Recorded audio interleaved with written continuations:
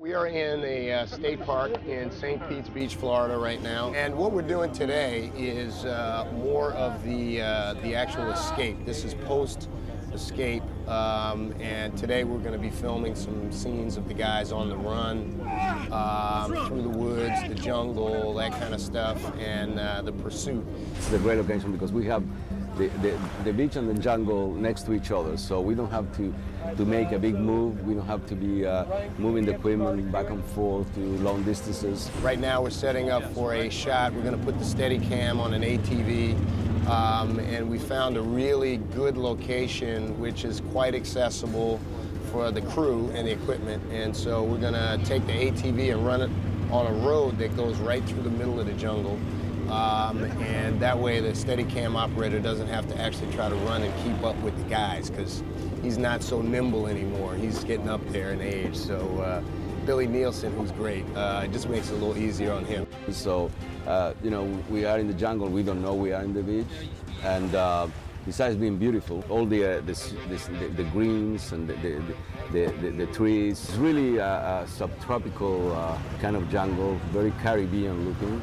You say, I mean, you go to Colombia, Panama, or Venezuela, places I've been, and they're very similar. It's very comfortable to shoot like this. Besides, the weather has been great. I mean, look at you. It's just, I invite you, all of you, to be here. So today is all about chase. It's all about chase, so we'll just sort of run the guys through the jungle. We literally just broke out.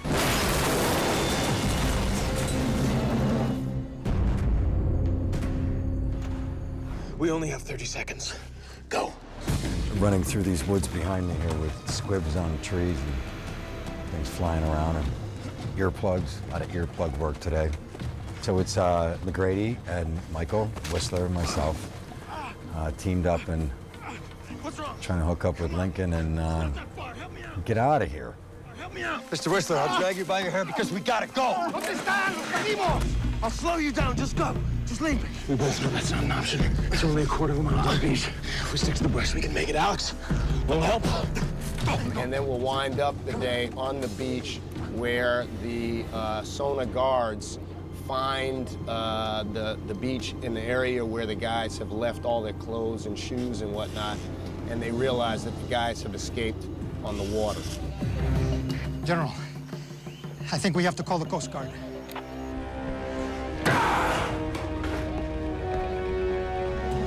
We have part of our crew is coming from Texas, and the other part of the crew is local. I guess they are from Tampa. You know, so far it hasn't been much of a difference. Everything is working pretty smoothly so far. You know, so it's been great. The weather is great too. Oh. Come here. This is Dom.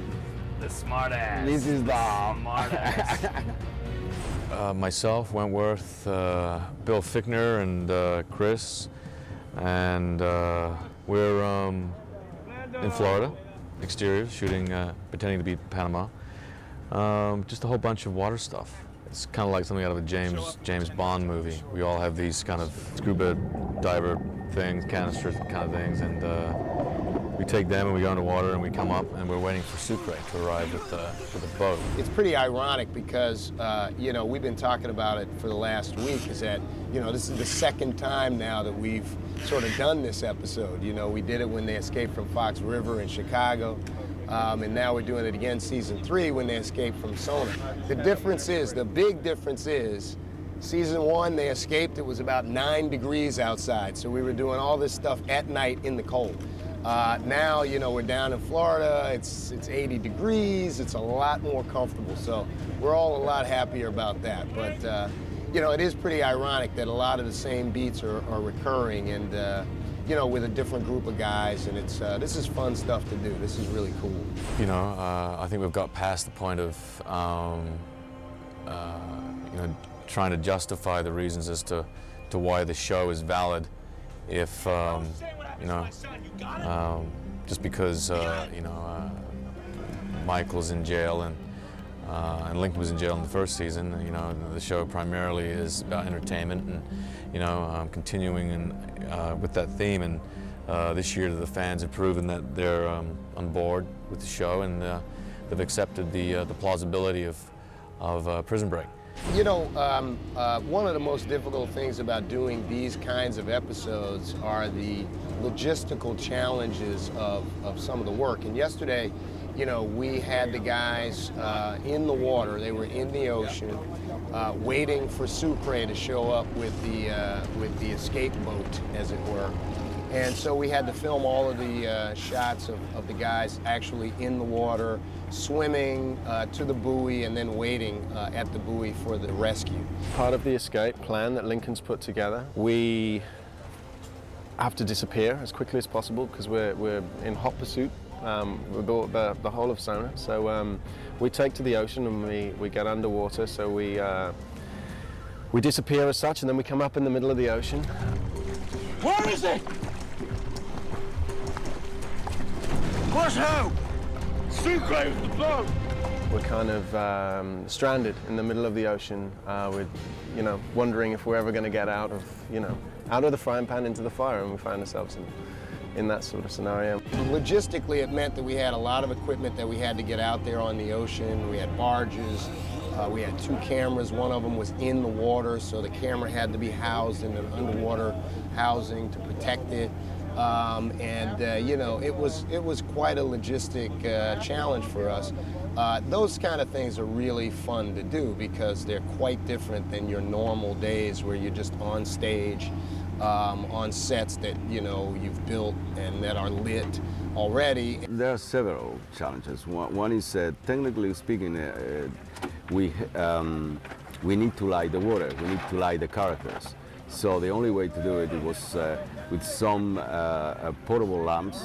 The other way was we brought some reflectors. I remember we brought some reflectors that just, when you put it in against the sun, kind of bounces off light.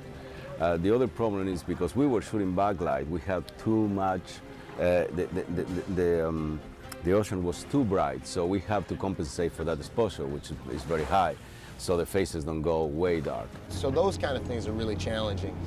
Fernando makes it especially challenging because, you know, he's a little, you know, we have to work with Fernando from time to time. No, he's Fernando Arguelles, one of our directors of photography. Really wonderful working with him, very talented guy.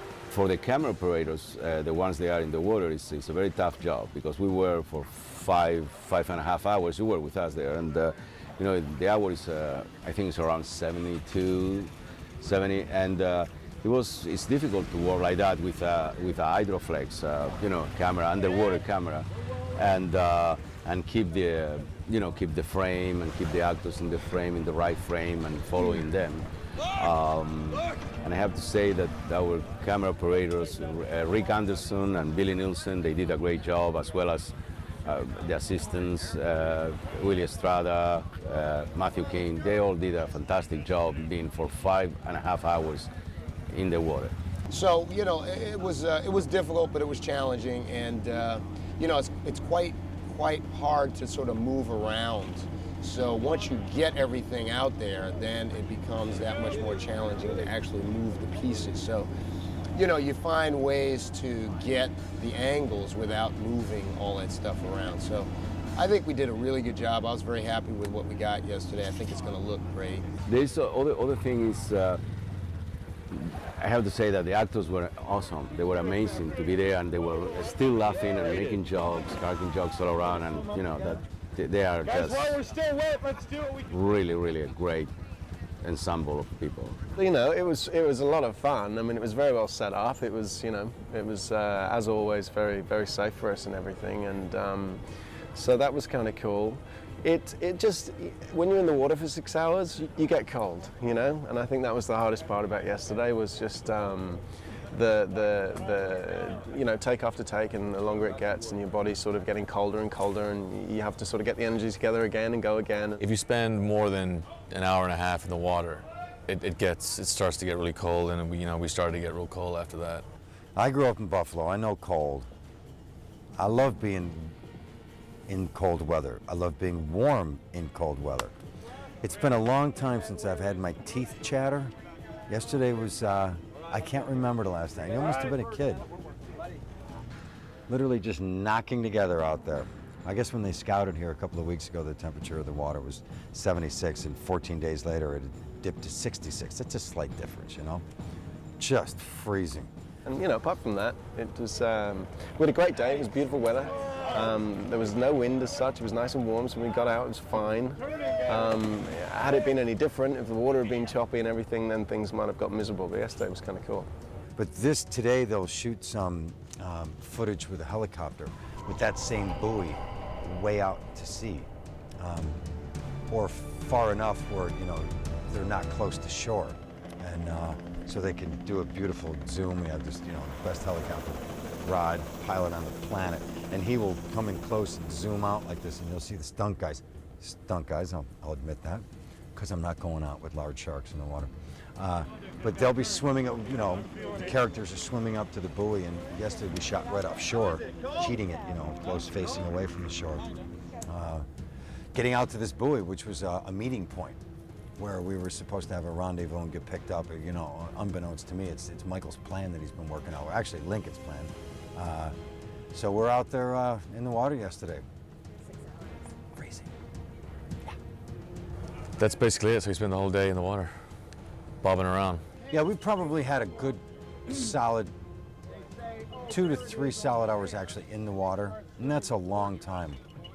You know, that scene too, you know, because things like that, it's just better to put a big mag on it. You know, there's more big mag, more film on the reel, and just keep it rolling, keep it shooting. That's the great thing about Prison Break, though. You just, honestly, because it's not episodic, it's serial, so you just never know, and that's the fun part, you know. And literally from script to script, it's just a hoot, because you pick these things up, and you just have no idea where they're going with this, and it's great. They do a good job, you know, mixing it up. And when I was making the original decision to do this before season 2, I never wanted to go into, you know, detail about, tell me where the character's going or what you're thinking about for the storyline. Well, all I really asked Matt and our executive producer and director of this episode, episode 12, 3rd season, Kevin Hooks, and I talked to those gentlemen and I said, listen, I only ask one thing, and that's just make it really challenging. You know, give them a lot of problems. I was told to choose between your family and mine. That was my option. I chose mine. Go to hell. It's a lot more fun to do and to play. So today we're in Fort DeSoto Park outside of Tampa, cheating it for Panama. Not a bad cheat. I haven't been to Panama, but I could imagine. And we're on the run.